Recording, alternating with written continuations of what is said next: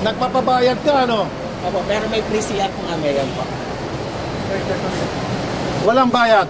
Alisin. Sige po. Libre dapat ang CR. Sige po. Bakit pinapayagan mag-operate dito may bayad? Paano yung walang pabayad? Di maniga sila, marumi. Gusto ko, walang bayad lahat. Sipakin to. Wala, alisin to. Alisin to, walang bayad.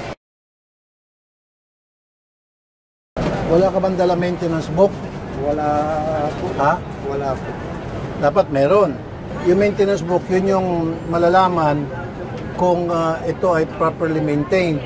Yes, sir. Kasi di ba kadalasan pag nagkakaroon ng disgrasya, ang sinasabi sa news ng driver na wala na po ng preno or na lose control.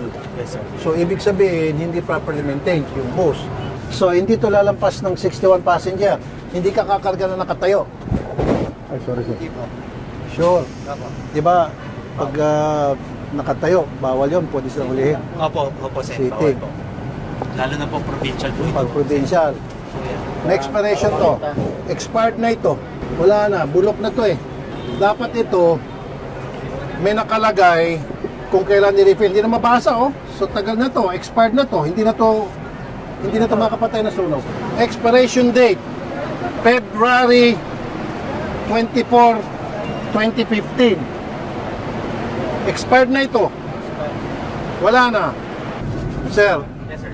Yes, sir. di ba in case of emergency, dapat itong isa sa mga salamin o dalawa sa mga salamin kung ilan man dito na pwede silang kumbaga mag-exit. Yes, At sir. meron dapat yung parang martilyo na pupukpukin, mababasag yung salamin. Opo, sir. Kasi kung halimbawa tumaob ito, tapos ngayon, hindi na pwede lumabas sa pinaka-main door, ang gagawin, dito lalabas sa mga pasahero. Paano makakalabas mga pasahero? Kung nagkasunog na, patay.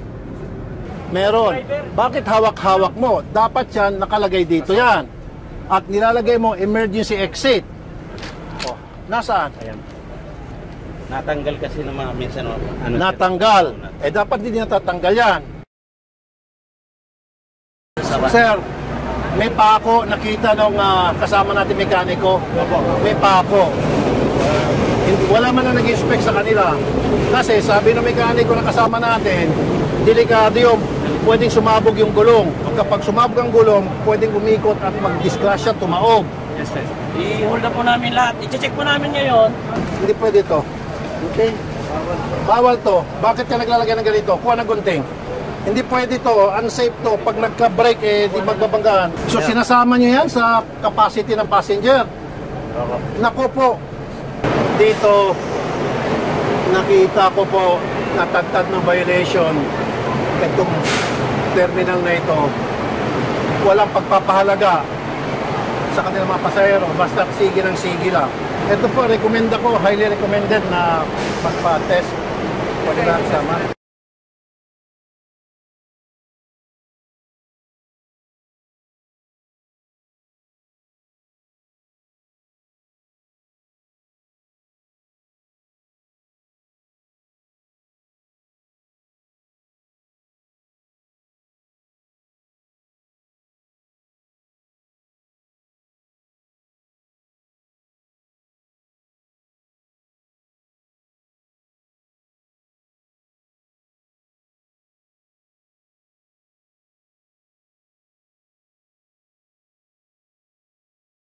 Saan po yung first aid kit? Wala sa rin dala.